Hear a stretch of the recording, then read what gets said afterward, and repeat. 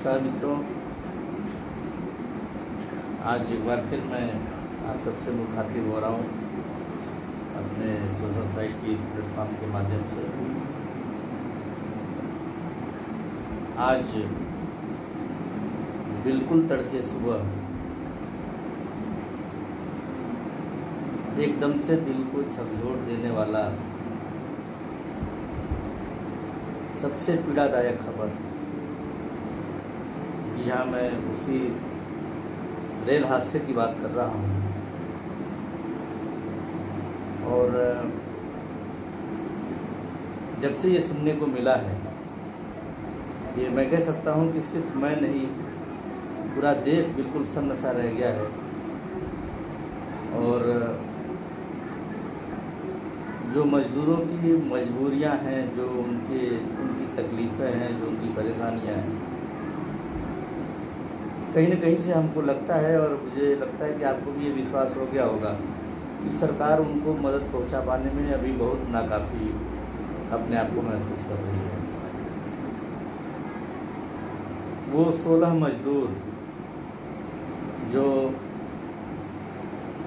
अपने गंतव्य को पहुंचने के लिए निकले थे, और शायद उनकी मंशा थी कि वो औरंगाबाद पहुंचे और वहाँ से संभवतः किसी ट्रेन के माध्यम से वो घर वापसी के लिए उन्होंने एक लंबी दूरी लगभग 30-35 किलोमीटर की तय की थी। लेकिन उम्मीद जो लेके वो मजदूर चले थे, बेचारे रेल पे तो नहीं चढ़ पाए, लेकिन उनकी दुर्दशा सरकार की इस नाकामयाबी की वजह से इस कदर हुई कि पूरी रेल ही उनके ऊपर चढ़ के गुजर गई। सबसे पहले मैं उन सभी परिवारों को, जो लोग भी, जिन भी परिवारों से लोग इस हादसे के शिकार हुए, मैं अपनी संवेदना व्यक्त करता हूँ। और बिल्कुल ही बहुत ही मार्मिक और इतना पीड़ादायक कुछ हो नहीं सकता। एक मालगाड़ी, आप समझ सकते हैं, काफ़ी आवाज़ आई होगी, लेकिन वो थके हारे बेसहारा मजदूर नींद के आगोश में इस कदर आ चुके थे कि उन्हें सहसा भरोसा भी नहीं हुआ कि ऐसा कुछ होने जा रहा है। वो नींद में ही रह गए और उसी नींद में उन्होंने अपने प्राण भी त्याग दिए। मित्रों, इस पे गौर करने वाली बात है। हम सवाल तो उठता है, हम तो पूछना चाहेंगे, आप भी पूछेंगे, और हमेशा ऐसा होता आया है और होना भी चाहिए। अगर हमारी किसी लापरवाही से इस तरह की चीज़ें हो रही हैं तो हम सवाल बनता है, जनता सवाल करेगी। आज इसकी जिम्मेदारी कौन लेगा, किसकी जिम्मेवारी है ये? और तकलीफ तो तब होता है जब इतना भारी भरकम धनराशि उस नए पीएम केयर फंड में इकट्ठा हुआ। आज मुझे, आप भी इस बात को समझ सकते हैं कि उस पीएम केयर फंड में जो भी पैसा है, मजदूरों को जब उनके घर वापस भेजने की बात होती है, तो फिर राज्य सरकार पैसा दे, केंद्र पैसा दे, मजदूर पैसा दे, विपक्ष के जो भी राजनीतिक दल हैं या सत्ता पक्ष के जो नेता कार्यकर्ता हैं वो पैसा दे, ये सब लड़ाई क्यों आ जाती है? हमने पीएम केयर फंड में सबने पैसा जमा किया है, सबने दिया है, सबने अपने छोटा छोटा सा अंश दिया है। हर परिवारों से गया है छोटा छोटा अंश लगभग। मैं हर परिवार की बात नहीं करता, लेकिन मैक्सिमम परिवारों से मुखिया के द्वारा या उनके परिवार के किसी सदस्य के द्वारा कोई न छोटा छोटा सा अंश जरूर पीएम केयर फंड में गया है। तो हमको इस पैसे की जुगत के लिए इतनी चिंता क्यों करनी पड़ती है? हम पहले सीधे इस पीएम केयर फंड का ही इस्तेमाल करते हुए उनको हम पहले अपने घर भेजते, उसके बाद जो हिसाब किताब लगाना होता लगाते। और जब बात किसी आम आवाम की आती है, मजदूर की आती है, उन प्रवासी मजदूरों की बात जब आती है, तो इतना सोचना विचारना क्यों पड़ता है? निश्चित तौर पे आज बिल्कुल भोर की ये तड़के की जो खबर थी, बड़ी पीड़ादायक थी, और कहीं न कहीं से सरकार को जिम्मेदार तो ठहराती ही ये घटना। आप समझिए, मुझे याद है फेज 1 में जब लॉकडाउन हुआ था, मैं भी गांव से आता हूँ, और मेरे गांव के बगल में भी एक रेलवे स्टेशन है। एक दिन सुबह मैं स्थानीय कस्बे में गया तो वहाँ पता चला कि 100-150 लोग रेल की पटरियों से होके वो बिहार जा रहे थे, नरकटियागंज। मैं तत्काल सोचने लगा कि इनका नरकटियागंज का ये कौन सा रूट हो सकता है और इन्होंने इस रूट को क्यों पकड़ा। बहुत देर बाद सोचने के बाद ये समझ आ गया। हालांकि तमाम नदी, तमाम बड़े पुल, बड़े ब्रिज पार करने होते हैं तो संभव नहीं होता कि इतनी दूरी आप तय कर पाएँ और ऐसे ऐसे खतरों को मोल लेते हुए। लेकिन लोग रेल की लाइन का सहारा लिए। जानते हैं किस वजह से? हमें जहाँ तक लगता है अधिकांश जो प्रवासी मजदूर हैं जो अपने घरों को जा रहे हैं, उन्होंने 2 रास्ते पकड़े थे। एक सीधा वो नेशनल हाईवे जो सीधे उनके शहर को जोड़ता है, और एक दूसरा वो रास्ता जो उनके शहर या गांव या स्थानीय कस्बे को जाता है, वो है रेल लाइन की। उनको गूगल मैप नहीं आता, उनको सारे सिस्टम नहीं पता है, कौन सा रूट कहाँ से कैसे जाएगा उन्हें नहीं पता। तो एक बात उनको पता है कि ये ट्रेन रूट है और ये वहाँ से यहाँ जाएगी, और वहाँ से थोड़ा बहुत कोई दिक्कत होगी तो वो पूछ के फिर लाइन चेंज कर लेंगे या जैसा भी होगा पकड़ के आगे बढ़ जाएंगे। इस नाते इन लोगों ने रेल या हाईवेज का उपयोग किया। अब सवाल ये बनता है कि उन्होंने इतनी बड़ी ये जो निर्णय था, जो गैर जिम्मेदाराना कह सकते हैं हम, लेकिन आज वो लोग 16 लोग नहीं हैं, हम उनको गैर जिम्मेदार ठहरा के भी गलत बात ही करेंगे। लेकिन निश्चित तौर पे उनके मन में ये बात ज़रूर आई होगी कि इन रास्तों से हम चल के वहाँ पहुँच जाएंगे। लेकिन एक बात सरकार के मन में बात नहीं आई कभी कि जो हमारी जो 40-50 करोड़ की जो प्रवासी मजदूरों की संख्या है और वो कितने शिक्षित हैं, कितने पढ़े लिखे हैं, ये बात हमको या रेलवे बोर्ड को या भारतीय रेल को, उसके सिस्टम को समझ में नहीं आया कि ये जो लोग रेल के लाइनों से होके जा रहे हैं, मालगाड़ी पे कभी प्रतिबंध लगा नहीं, लगातार चलती जा रही है, उनको एक एडवाइजरी जारी करनी चाहिए थी शुरू में ही, और एक बार नहीं कई बार एडवाइजरी को फॉरवर्ड करना चाहिए था। आज मैं कह सकता हूँ कि इतनी बड़ी दुर्घटना, और इस पर राजनीति तो कतई नहीं होनी चाहिए, लेकिन कुछ लोगों की मजबूरियाँ होती हैं, वो इसमें राजनीति जरूर तलाश लेंगे। अगर हम सवाल उठाते हैं तो ज़रूर तलाश लेंगे। ये समझने वाली बात है कि हमने एडवाइजरी जारी क्यों नहीं की। हम उनके ऊपर, आपको पता है, लगभग करोड़ों लोग रेल में प्रतिदिन सफ़र करते हैं इस देश के अंदर। हमारे पास इतनी कैपेसिटी है कि हम 72 घंटा या उससे कुछ घंटे और अधिक अगर रेगुलर अगर हम ट्रेन और बसों का संचालन कर दें तो ये सारे मजदूर घर पहुंच जाएंगे। उससे पहले सरकार ने ये नहीं सोचा कि जो 40 करोड़ लोग जो प्रवासी लोग हैं, जो हर प्रदेश के अलग अलग शहरों में, कस्बों में रोजी रोटी की तलाश में आए हुए हैं, ये घर कैसे वापस जाएंगे। इतनी बड़ी संख्या, जब हमने 4 घंटे पहले ही लॉकडाउन, 4 घंटे के ही इंटरवल में हमने लॉकडाउन की घोषणा की। मैं कहता हूँ हमारी पार्टी, और हमारी ही पार्टी नहीं, देश के जितने भी राजनीतिक दल हैं सभी सरकार के साथ खड़े हैं। आज भी खड़े हैं, कल भी खड़े होंगे। लेकिन जो सवाल बनते हैं वो सवाल किए जाएंगे। अभी सवाल का दौर नहीं है, लेकिन इन बातों को रखने का मकसद सिर्फ ये है कि आगे चल के ये घटना फिर और न हो, क्योंकि अभी तो करोड़ों प्रवासी भारतीय जो मजदूर हैं वो इधर उधर फंसे हुए हैं। मित्रों, मैं आपसे कहूँगा कि आप सब इन सारी व्यवस्थाओं पे थोड़ा सा ध्यान दें, और आपके आसपास पड़ोस के लोग कहीं बाहर हैं तो उनको टेलीफोनिक अगर आप समझा सकते हैं तो उनको समझाएं। सरकार अपना प्रयास कर रही है, सरकार से गलतियां भी हो रही है, लेकिन आप सचेत रहें, आप थोड़ा इंतज़ार करें। ज़रूर कोई न कोई ऐसी व्यवस्था ज़रूर सरकार या स्वयंसेवी संगठन या अन्य राजनीतिक दलों के कार्यकर्ता निकालेंगे। जैसा कि अभी हमारे कांग्रेस पार्टी के लोगों ने भी प्रवासी मजदूरों को घर पहुंचाने की बहुत सारी मुकम्मल व्यवस्था कर रखी थी, अन्य दलों के लोगों ने भी किया है, सब आगे आए हैं। तो आप भी थोड़ा सा धैर्य रखें। एक चीज़ मित्रों मैं आपको बताना चाहूँगा, पिछले 12 दिन से, अभी मौजूदा हालात में पिछले 12 दिन से ये प्रवासी नागरिक लगातार चल रहे हैं। आज हमने टीवी में तमाम सारे ऐसे विजुअल्स देखे, तमाम सारी ऐसी रिपोर्ट्स देखी जिसमें लोग आज भी रेल की उन लाइनों को पकड़ के लगातार चले आ रहे हैं। हाईवेज पे भी एक दुर्घटना लखनऊ में छत्तीसगढ़ के एक मजदूर के साथ घट गई, जिसको एक गाड़ी ने ही रोक दिया। कहीं न कहीं से एक बड़ी संख्या मजदूरों की सड़क पे है। हम सबको उनकी मदद करने की ज़रूरत है, आप सबको आगे आने की ज़रूरत है। आप समझ सकते हैं 2000 किलोमीटर से लोग 1000, 1500, 800, 600 किलोमीटर दूर से लोग अपने घर जाना क्यों पसंद कर रहे हैं, ये भी एक बड़ा सवाल है। चाहे किसी भी राज्य की सरकार हो, चाहे वो बीजेपी शासित हो, कांग्रेस शासित हो, सबका कहना यही है कि हम भरपूर मदद कर रहे हैं, हम मजदूरों को खाना खिला रहे हैं, हम उनकी व्यवस्था देख रहे हैं, सारी चीज़ें कर रहे हैं। अगर सारी चीज़ें ठीक से होती तो ये लोग वहाँ से भागने पे, पलायन करने पे मजबूर क्यों होते? और अगर हो रहे हैं तो हम उनकी मुकम्मल व्यवस्था घर जाने की क्यों नहीं कर पा रहे हैं? अभी कर्नाटक से भी कुछ श्रमिक ट्रेनों के निरस्त होने की बात आई थी, खबर आई थी।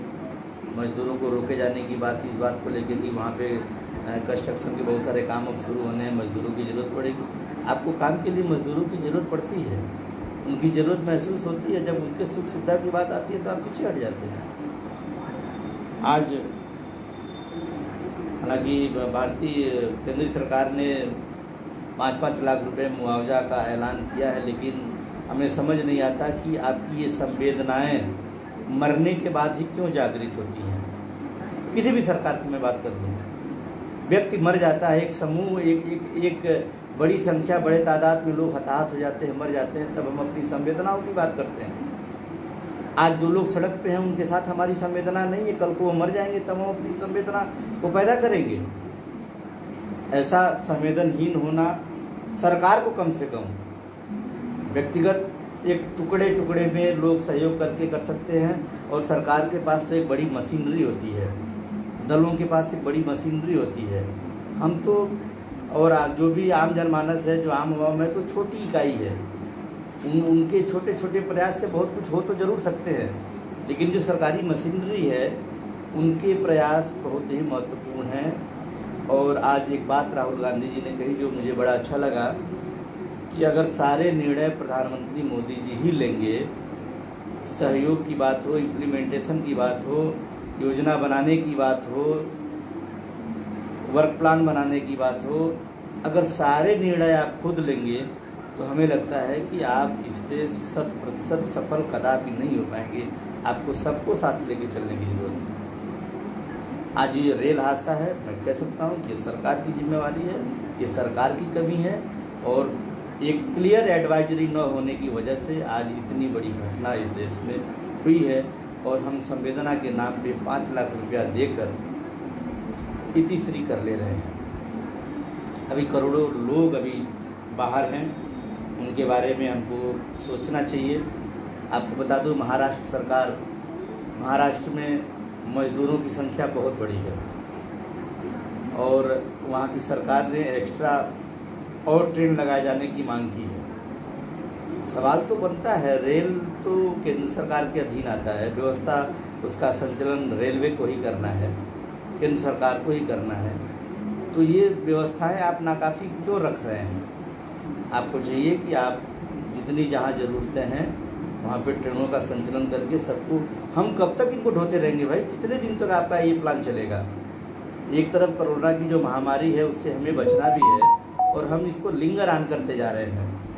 हमें लगता है कि सरकार को चेतना चाहिए, और उनको सभी दलों के बड़े नेताओं को, बुद्धिजीवियों को साथ लेकर उनसे राय मशविरा करके, और जहाँ धन की बात आती है, अर्थ की बात आती है, सहयोग के मामले में धन की बात जहाँ पे आती है, मैं सरकार से कहना चाहूँगा, आपकी जिम्मेवारी है, आप पीएम केयर फंड में आप लगभग करोड़ों रुपए, लाख करोड़ रुपए के आसपास आपने जमा करनी है। आपको उन पैसे का सदुपयोग करना चाहिए। इत्तेफाक की बात देखिए, वो मजदूर जो रेलवे पे रजिस्ट्रेशन कराने के लिए उनको 3-3, 4-4 दिन लग रहे हैं मेडिकल के लिए, कोई भी व्यवस्था उस रेलवे स्टेशन के पास नहीं है। वहाँ से बोला जाता है कि आप उस मेडिकल पे जाइए, आप उस चिकित्सालय को जाइए, आप उस हॉस्पिटल को जाइए, उस मेडिकल कॉलेज को जाइए, और उसके बाद इन गरीब लोगों से जो बहुत सारे अशिक्षित भी हैं उनको अंग्रेजी का फॉर्म दे दिया जाता है भरने के लिए। आप इस अंग्रेजी में उसमें नाम लिखो, पता लिखो, पता चले उस फॉर्म को भरवाने के लिए 10 लोगों के पास भटकता फिरे।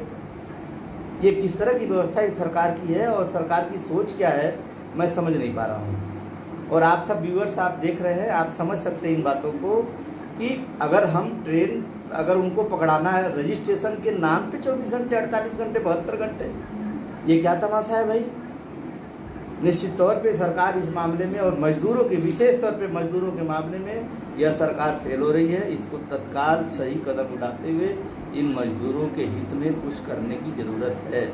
इन लाचार लोगों को, ये हमारे रीढ़ हैं, हमारे देश के इकोनॉमी, जिस इकोनॉमी पे आप इतरा रहे हैं, इस इकोनॉमी की जो नींव में जो इनकी मेहनत लगी हुई है उसका अंदाज़ा आप नहीं लगा पाएंगे। 5 लाख रुपए आपने अनुदान दे दिया। ये 5 लाख रुपए क्या होता है उनके जान की कीमत के सापेक्ष में।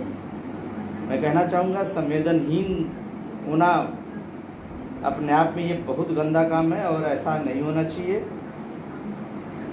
साथ ही एक चीज़ और देखने को बार बार मिल रही है, ये जो प्रवासी लोग आ रहे हैं चाहे हाईवे से या रेल की पटरियों के बगल से या जहाँ से भी आ रहे हैं, इनको एक शिकायत और आ रही है और हमने तमाम विजुअल्स देखे हैं आज कि लोग कह रहे हैं, वो गरीब लोग जो चल के आ रहे हैं, कि पुलिस के लोग भी हमसे खाना नहीं पूछते, वो डंडे बरसाना शुरू करते हैं, कहाँ जा रहे हो, कैसे जा रहे हो, पूछताछ में बिठा ले रहे हैं।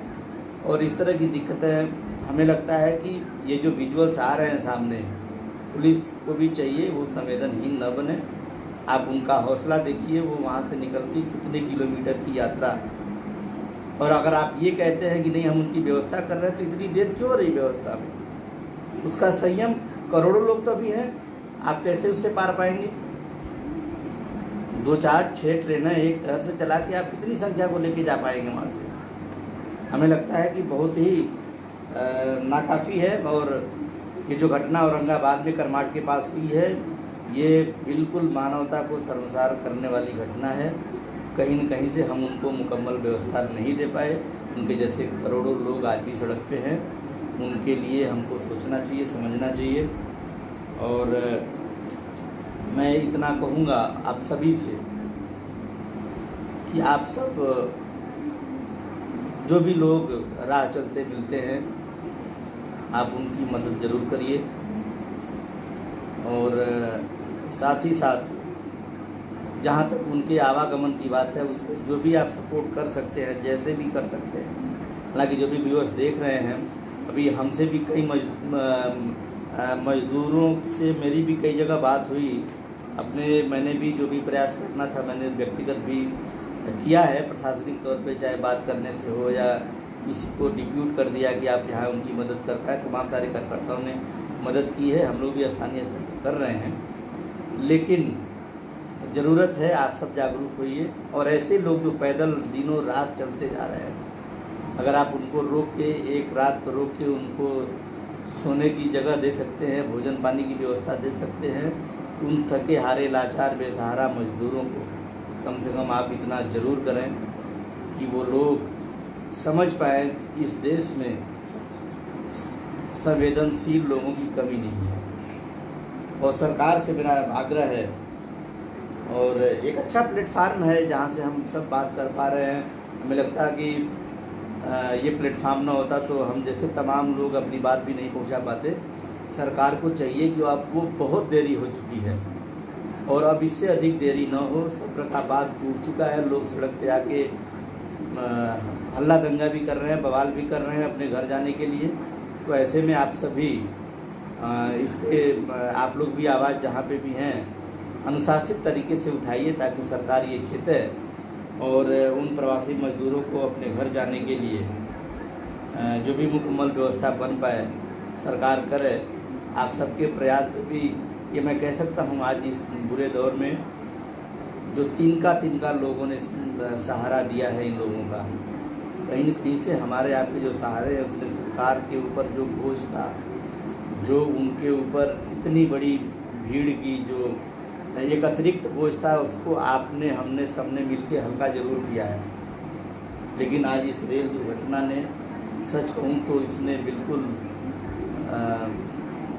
दिल दिमाग को झकझोर के रख दिया है कि आप समझ सकते हैं, हम लोग तो सिर्फ बात कर सकते हैं उन मजदूरों के बारे में। आप व्यक्तिगत अपने आप को वहाँ ले जाके सोचें कि वो कितने मैं थोड़ी सी कंजम्पशन अभी नेट की हुई है, मैं माफ़ी चाहूँगा आप सबसे। आप सब मित्रों से आग्रह है कि आप सब सजग रहिए और इन लोगों की जितनी मदद आप कर सकते हैं आप ज़रूर करिए।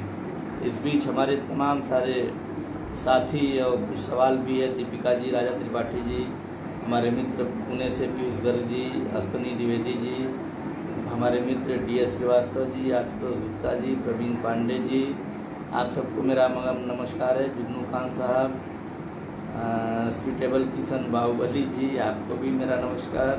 पीयूष गर्ग जी ने कुछ बात बोली, इस देश की अर्थव्यवस्था ऐसे बना दी है जो हमारे घर की अर्थव्यवस्था खराब होने से सुधरेगी। पीयूष भाई, आज मूडीज़ ने भी एक रिपोर्ट वो आशंका व्यक्त की है। वो GDP को 0 तक ले जाके सोच रहे हैं मूडीज़ की जो संस्था है। तो कहीं न कहीं से राहुल गांधी जी ने भी इस पर सवाल खड़ा किया कि एक बड़ी लड़ाई हमको इस अर्थव्यवस्था को लेकर लड़नी पड़ेगी, सरकार इसके लिए जाग जाए। विपक्ष के नेता के तौर पे एक अच्छा सुझाव दिया है। सरकार कितना अमल करती है, मूडीज़ की जो रिपोर्ट आई है वो भी बड़ी चौंकाने वाली है। तो खतरा तो है। विकास दुबे जी, रितेश तिवारी जी, आप सब जुड़े, नबी हसन खान साहब, रजनीश भैया नमस्कार। रजनीश कुमार जी लिखते हैं, जिनको मजदूरों की तकलीफ़ और उनकी हो रही मौत पर सरकार संवेदनशील नहीं है, वो जान ले सरकार किसान मजदूर ही बनाता है, झूठ की नाव डूब जाती है। बिल्कुल आपने सही कहा भैया, और मैं आपकी बात से 100% सहमत हूँ। ये जो मजदूर वर्ग है, एक बड़ी आबादी, एक बड़ा संख्या, लगभग 40-50 करोड़ के आसपास ये लोग हैं, और कहीं न कहीं से इनकी जो दुश्वारियाँ हैं, और आप जो कह रहे हैं इनके बारे में, मैं कह सकता हूँ कि ये मज़दूर वाकई आज बड़े निरीह हो गए हैं, और हमने हमेशा इनको इनके उपायों को लेके इनको ऑप्शनल ही रखा है। तो ऐसा होना नहीं चाहिए सरकार की तरफ से। कम से कम इस सरकार से, जो राष्ट्रवादी सरकार है, इससे ये बिल्कुल अपेक्षा नहीं थी, क्योंकि इसके ऊपर देश के एक बड़ी संख्या ने उम्मीद जताई है। तो रजनीश भैया, आपका कहना बिल्कुल सही है, और ये मज़दूर ज़रूर जवाब देंगे, समय आएगा तो। इरशाद बड़गुजर जी, भाई पुणे से मित्र नमस्कार। राम राम भाई, आप सबको मेरा नमस्कार। शैलेन पाठक जी, इरशाद बड़गुजर जी, आप सबको मेरा नमस्कार। हमारे मित्र हैं मुरली मनोहर जी, मुरली भाई नमस्कार। इरशाद जी कह रहे हैं बहुत अच्छा मुद्दा उठाया है। आप सबको बहुत सारा नमस्कार। तमाम सारे लोग, अनिल पासवान जी, आलोक सिंह रैकवार जी हमारे साथी हैं, कांग्रेस के वरिष्ठ नेता हैं। नमस्कार आलोक भाई, अनिल पासवान जी, आप सबको, अनवर हुसैन साहब, आप सबको मेरा नमस्कार। मित्रों, इतना ही कहूँगा। उन मज़दूरों की बात, मज़दूर किसी को क्या बताएं कितने मजबूर हैं हम, किसी को क्या बताएं कितने मजबूर हैं हम, बस इतना समझ लीजिए कि मजदूर हैं हम। ये उन मजदूरों की व्यथा है। वो अपने आप को ऐसे आज के समय में आइडेंटिफाई करता है कि हम बस एक साधारण मजदूर हैं। उनकी आवाज़ दबा दी जाती है, सुनी नहीं जाती है। हालांकि आज उत्तर प्रदेश सरकार से एक बड़ा चौंकाने वाला खबर आया है कि जो श्रम विभाग के श्रमिक कानून जो भी थे, शायद उसको अगले कुछ वर्षों के लिए निष्प्रभावी किया जा रहा है। तो ये श्रमिकों, मजदूरों के खिलाफ एक बड़ी संवेदनहीन बात होगी। अगर ऐसा है तो मैं सरकार से उम्मीद करूंगा इस पे ये पुनर्विचार करेंगे। आलोक भैया, आलोक सिंह एक बार, रोटी कमाने वाले, रोटी बनाने वाले, रोटी खाने वाले बच्चे मर गए रोटी के सफ़र में, बस रोटी शर्मिंदा है क्योंकि भूख अभी जिंदा है। आलोक भाई, आपने बहुत सही बात कही, और यही बात हम सब लोग और तमाम जो बुद्धिजीवी लोग हैं, जो समझदार लोग हैं, इस बात को पुट करते हैं। भूख का कोई धर्म नहीं होता, भूख की कोई जाति नहीं होती। भूख भूख है, वो रंग, जाति, धर्म, क्षेत्र, इन व्यवस्थाओं पे कभी नहीं जाती। और उस आत्मा को जिसको भूख है, अगर हम उसका पेट भर पा रहे हैं तो सही माने में अच्छा प्रजापालक है। आज लोग भूख से भी दो हाथ कर रहे हैं। आपका कहना बिल्कुल सही है। हमारे कांग्रेस के वरिष्ठ नेता और कांग्रेस पार्टी के यूपी कांग्रेस के मौजूदा प्रवक्ता हमारे बड़े भाई अशोक सिंह जुड़ गए। अशोक भैया नमस्कार। एक संवेदनशील और सरकार की संवेदनहीन जो व्यवस्था रही, और जो आज औरंगाबाद में हमारे 16 मजदूर जिनकी ट्रेन से कट के मौत हो गई, उन पे एक इस मुद्दे पे आज मैंने सोचा कि क्यों ना बात की जाए। और सरकार की इस लापरवाही को उजागर करना मकसद नहीं है, उनको सजग करना मकसद है कि आगे से ऐसी गलती न हो। और आप इन मजदूरों की व्यवस्था मुकम्मल करें ताकि वो अपने घर जा पाएँ। इन मुद्दों के साथ अशोक भैया आज मैं लाइव हूँ, और तमाम सारे साथी नौरूप सिंह डाकले जी पंजाब से जुड़ गए। नौरूप भाई नमस्कार। अशोक सिंह भैया कह रहे हैं आपका संघर्ष रंग जरूर लाएगा। भैया, इस संघर्ष का जो मामला है आपकी दुआएं हैं, और संघर्षशील आदमी और संघर्षशील व्यक्ति तो आप खुद रहे हैं, तो संघर्ष की पहचान आपको होगी। और अपने भाई के बारे में थोड़ा बहुत आप सोचते हैं, जान के खुशी होती है। संघर्ष करना हम सबका काम है, और आप जैसे बड़े भाइयों का सुझाव सराखों पे हमेशा रहेगा। नौरूप सिंह साहब कुछ कह रहे हैं कि आज बहुत दुखद न्यूज़ हमारे मजदूर भाई के ट्रेन के नीचे आए औरंगाबाद, भगवान उनको शांति दे। निश्चित मित्र, ये बहुत दुखद घटना रही।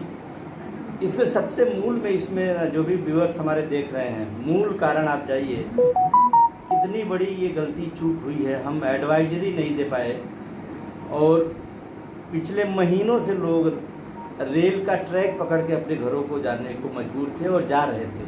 हमने कभी इस व्यवस्था पे उंगली नहीं उठाई, कभी सुझाव देने का प्रयास नहीं किया। उसका नतीजा था इस लापरवाही में आज हमारे बेकसूर, मजबूर, बेबस, लाचार ये मजदूर अपने जान से हाथ धो बैठे। उनके परिवारों में क्या बीती होगी आप सब समझ सकते हैं।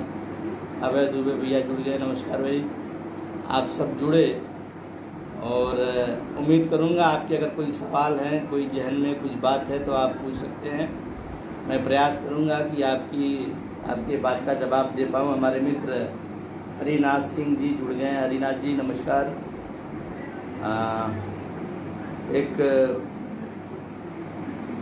मैं कह सकता हूं कि आज सरकार के साथ हम सब खड़े हों, और सरकार को जहां आईना दिखाने की ज़रूरत है, हमको दिखाने की ज़रूरत है, दिखाना चाहिए। ज़रूरी नहीं एक ही व्यक्ति, एक ही परिवार या एक ही समाज या वर्ग के लोग मुकम्मल व्यवस्था कर पाएँ इस देश में। इतनी बड़ी आबादी में संभव नहीं है। हम सबको मिलजुल के ही करने की ज़रूरत है। अखिलेश पांडे जी ने कहा तू इतनी बेरहम है इसलिए हर मोर्चे पर फेल है, बेबस की मजदूरों की हत्यारी तू भारतीय रेल है। भारतीय रेल की जो प्रबंध तंत्र है अखिलेश जी, हम लोग उसको दोषी दे सकते हैं, हम उस इंफ्रास्ट्रक्चर को दोषी नहीं दे सकते। जो इंफ्रास्ट्रक्चर है उसका इम्प्लीमेंटेशन कैसे हो रहा है, और उस इम्प्लीमेंटेशन में जो लगे लोग हैं, जो जिम्मेदार लोग हैं, वो इसके जिम्मेदार हैं। रेल एक व्यवस्था है, उसका इंफ्रास्ट्रक्चर है, उसको हम दोष नहीं दे सकते। लेकिन हाँ, जो लोग उसके इम्प्लीमेंटेशन के जिम्मेदार हैं वो निश्चित तौर पे इन 16 मजदूरों के, मैं तो कह सकता हूँ, कातिल कहे जाएंगे आज के डेट में। डॉक्टर शहजाद आलम, क्या हालचाल है भैया? हालचाल के बारे में नहीं कह सकता, बड़े ही दुखद मुद्दे पे आज बात हो रही है, और बहरहाल सब ठीक है। उम्मीद करूँगा आप भी स्वस्थ होंगे। आप सब जुड़े, तमाम हमारे साथी जुड़े, आप सबको मेरा नमस्कार। और आखिर में एक छोटी सी घटना लखनऊ में भी जानकीपुरम में हुई, जहाँ छत्तीसगढ़ का एक नौजवान अपनी पत्नी के साथ, वो साइकिल से ही निकल पड़ा था अपने घर को, 2 बच्चों के साथ, छोटे छोटे बच्चों के साथ, और उसको एक किसी दूसरी गाड़ी ने पीछे से उसको रन ओवर कर दिया। उसमें कृष्णा और उसकी पत्नी दोनों मौके पे ही जान गंवा बैठे।